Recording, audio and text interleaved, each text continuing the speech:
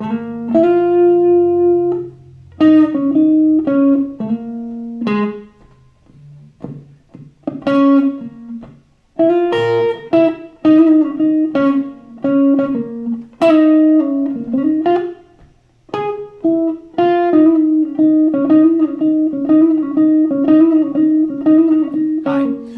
to One Man Band in our Masters of the Musiverse series. Today we're continuing a conversation with Conor Lee. Conor is an amazing guitarist. Please check him out on his YouTube, his social media, and his album Adapt is pretty freaking awesome. So get it, listen to it. He's an amazing musician. Before we get to that conversation though, I want to ask you to take a second and subscribe. It's so important for us on YouTube to have those subscriptions, and then for you to take the next step and share it with somebody that you think might be interested in this or in any of the other things that we've done here. Additionally, I want to take a moment to say thank you to all the financial supporters. I've had a lot of financial and personal emotional support for this process, but the financial support has enabled me at the beginning of this process to buy cameras, microphones, lights, and most recently an iMac computer. So thank you to everyone that has done that. There's still more things that I need to continue this process. So if you would like to help me out, check out my Patreon down below as well as my GoFundMe and see if there's something that you might want to do to be a part of this. Now, this next conversation with Conor Lee is pretty awesome. We are using the tune Blue Monk and the B-flat blues scale to talk about improvisation, specifically on the guitar, and some things that we can do to take away the unknown with it and to make it a little bit easier for everybody. So this is a great conversation for guitarists, but really anybody that's interested in improvisation and jazz music. So I know you'll enjoy this. Masters of the Musiverse with Conor Lee.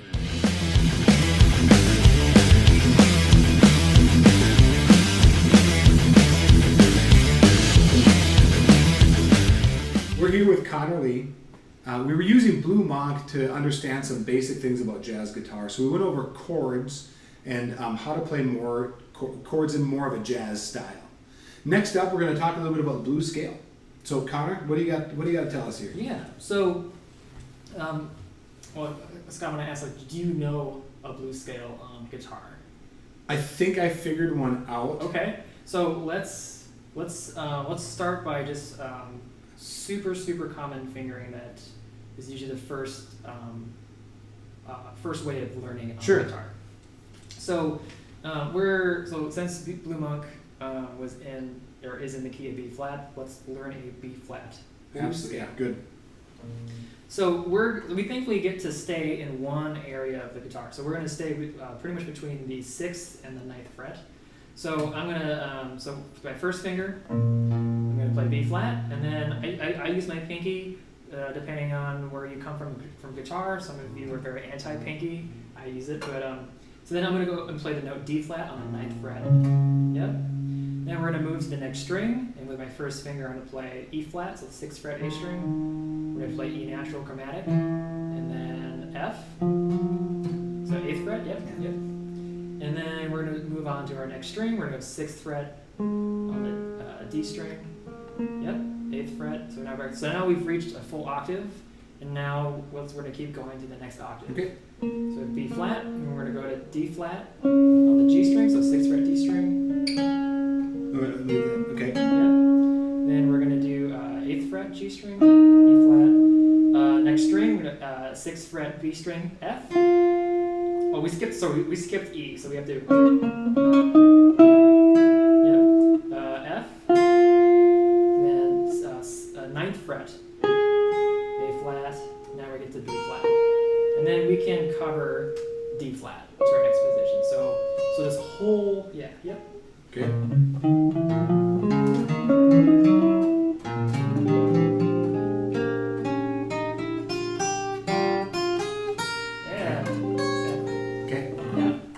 So, much like learning chords, the first obstacle is just figuring out where is this thing. Yes. Right.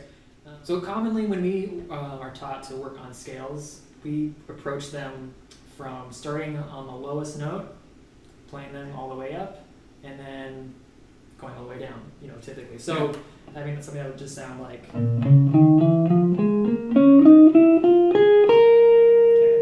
So again, I don't think there's anything necessarily wrong with that, but that I think can oftentimes create an illusion that like we've gotten really good at doing that scaled out one way. Yeah, right. But in terms of having command over the contents, it's a very different story.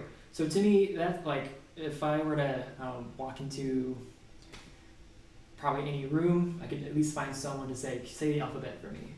And they're like, they can do it, A, B, C, D, E, F, G. So then I'd say, can you say it backwards, starting on Z? Z, Y, X, yeah, no. Right. So like, we never practice that. We Yeah. never recite it that way. But the alphabet is like foundation of like the language we're speaking. Yeah. So I think that's a big disconnect when people say, okay, so just use this scale. Because if we've only practiced that scale in one way, that's what's going to come out. Yeah, right. And I think oftentimes even if we kind of get past some of that, it can sometimes still feel like a free-for-all. Like I've taken a can of alphabet soup and I've thrown it against the wall, and somehow I'm expecting that to make words or sentences. And we might get maybe 2 words out of that, but Right. it's not going to promote any sort of intentional structure and Right. continuity. Yeah, absolutely. Yeah. I think still doing the scale up and down has value Yeah, absolutely. because it can be a starting point. Mm-hmm. But I think you're like I 100% agree that like if that's all you got, your solos are gonna sound obviously like scales. Yes. All right, so take us through something. Yeah. So I think so. I think the first thing that I think guitar players do is that we are so used to starting our scales in this area. So like the guitar doesn't really live here in terms of melodic content. Yeah, right. Like this is especially in a jazz setting, this can get really undefined quickly. Mm-hmm. This is where maybe some chords live, but in terms of just like the vocabulary, it's not a great place to start. But that's where everyone starts. Yeah. Because that's where this is what feels the most familiar. So I think it's better to start the next octave. So I'm starting on B flat. Okay, I'm gonna take me a second here. Where is that? So we're gonna be on the 8th fret. 8th fret. Yep. Oh, that's 6th fret there. Is that picky? So I'm using my ring finger. Ring finger. Yep. So this can be I think troubling for some, because now it's like the same thing, but now we're starting in a different place. So I think it's good just to kind of work with this range.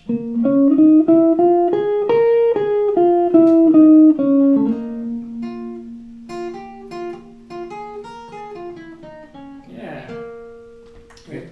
So let's kind of put in some parameters, because I think that is another thing, is that when students are given this scale, there's too many possibilities. Yeah. So let's stay within a range. So we're just going to use this register. I'm going to go from B flat to B flat. Yeah. Okay. So I think a few things that we can do. So since we only practice it typically starting in a scalar sense, we're starting on B flat. Let's practice creating larger intervals. Okay. Okay. So what I'm going to do is I'm going to start on the note B flat on the 8th fret of the D string, and I'm going to go from B flat to the 2nd note, and then I'm going to go back to B flat, and then I'm going to go to the 3rd note. Yep. Then go back to B flat, and then go to the. There it is. Yeah. Okay. We're getting.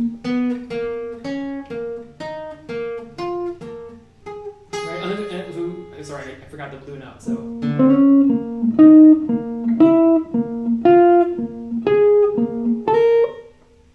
So, and that to to me is just another way of practicing, because when we want students to start experimenting with this scale, they haven't practiced going to larger intervals. Yeah.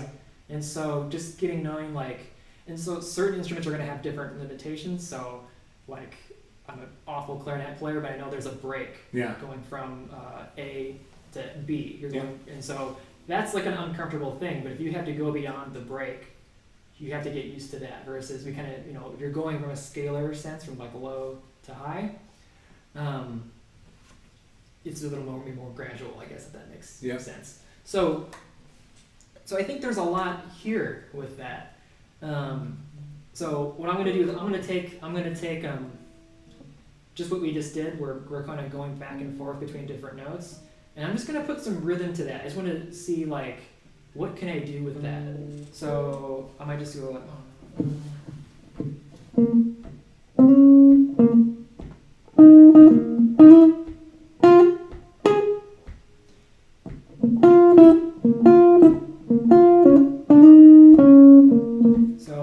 I kind of deviated a little bit, but to me that's like a natural extension where music doesn't really sound. It doesn't sound wide. It's a mixture of some leaps and then some things that are close by. Right. So finding things that I like. So one thing is I'm gonna start on B flat, and then I'm gonna jump immediately up to the note F on the B string. So I'm going from the 8th fret D string to the 6th fret B string. And that to me, that's like a word. Yeah.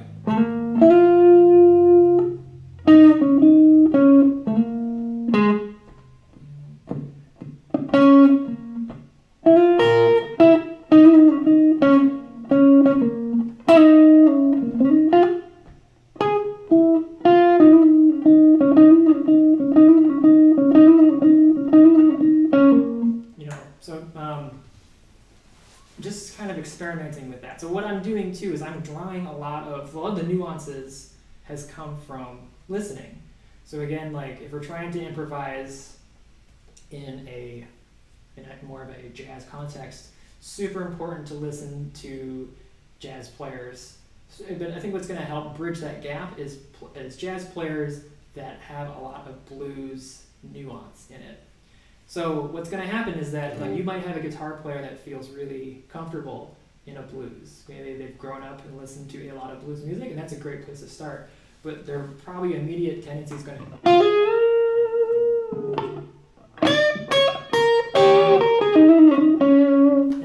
so then that's kind of like farther away from what we are kind of going for. Cool. Well, I like the idea of that, knowing that pattern.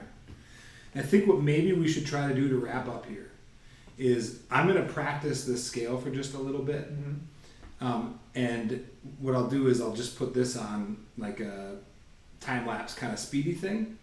And then we'll finish up with me improvising over your changes on this. Yeah. Just so we can show people that like, I've never ever in my entire, I've played guitar, I've never played a blues solo on guitar before. And so I want to demonstrate like one, how great of a starting point this is for improvisation. Two, that it's not really that hard. We're going to see how long. I'm guessing in less than 5 minutes, I'll be able to lay this scale out and do something creative. We'll see how creative it can be. Yeah. All right, so we can check.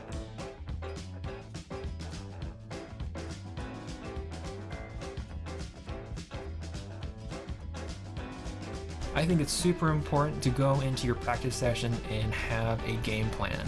Know what you're going to practice, know why you're going to practice it, and then know how you're going to practice it.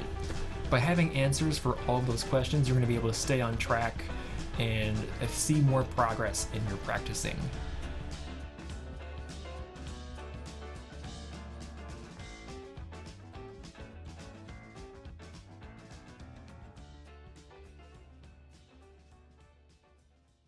And so that was, I felt like an idiot when it came to jazz for a large chunk of my entire academic career and into adulthood, because I was practicing my skills like crazy. Right. That's all I did. Mm-hmm. yeah. Anyway, Right. I mean, and then I would approach the music, and I had no idea about application of the scale. Right. And everything I sounded like when I had a kind of an idea that like, okay, so I see a C minor, I can do a C minor scale. Right. Yep. That's what I played was a C minor scale. Right. Right. And so I like all that stuff was useful in a way. I mean, you need to know your scales. Right. Yep. But then, like kind of like you had just said, is now approaching them in more of a melodic fashion now. And creating patterns for yourself. I mean, there's tons of books with patterns in them, Yeah. and you know, go ahead, buy those books and do Yeah. those patterns.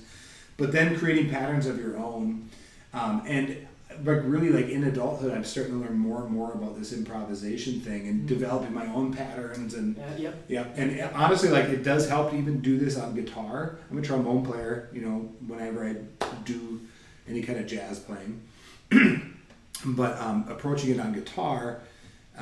Like, cause I'm like, there's patterns that lay out easier like on guitar than they do for trombone. Sure. And so I don't approach them on trombone because it's like, oh, I don't even think of them. Yeah. And I think probably vice versa too. Like there's patterns on a trombone. Mhm. That's what I like about being a multi-instrumentalist. So, I'm going to try. We're going to see how this works. I think this is the end of this session. So thank you for watching, but this is me just having learned a little bit about the blues scale, where it lays on the fretboard, and then just some creative things I can do with distance and melody. So Yeah. I hope you enjoy this. So I'll count for you. Yeah. Yeah, let me make sure I know where I'm starting. There it is. Is it? Yeah. So do you want to count us in since No. this is your solo? Okay. 2, 1, 2, 3, and.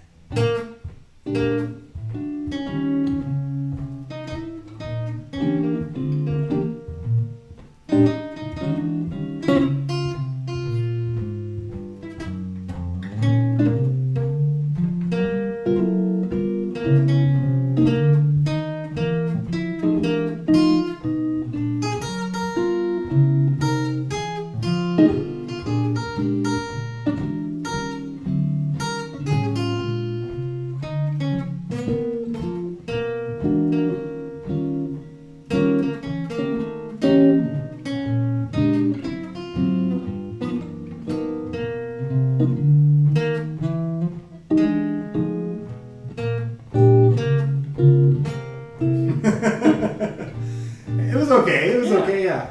Are you willing to try and trade places? Yeah. Sure. Let me. 1, 2, 1, 2, 3.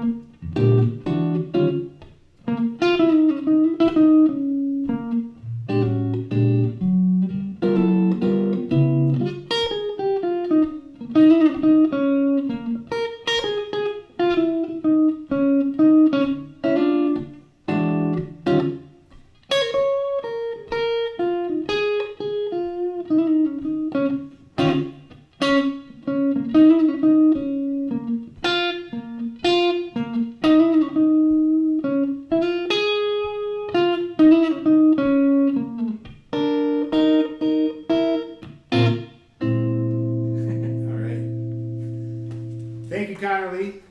Bye, everyone. Hey everybody! Throughout the pandemic, I was able to use my free time to help organize my teaching material. created a guide aimed at middle school or high school guitar players to help them develop a chord vocabulary that they can use in jazz ensemble. I've also started compiling a list of blues-based jazz tunes that you can give to your students to help provide more sonic reference on how to comp and improvise in a jazz style. You can either contact me directly or contact Scott. He can help you get in touch with me if you're interested about getting this packet from me.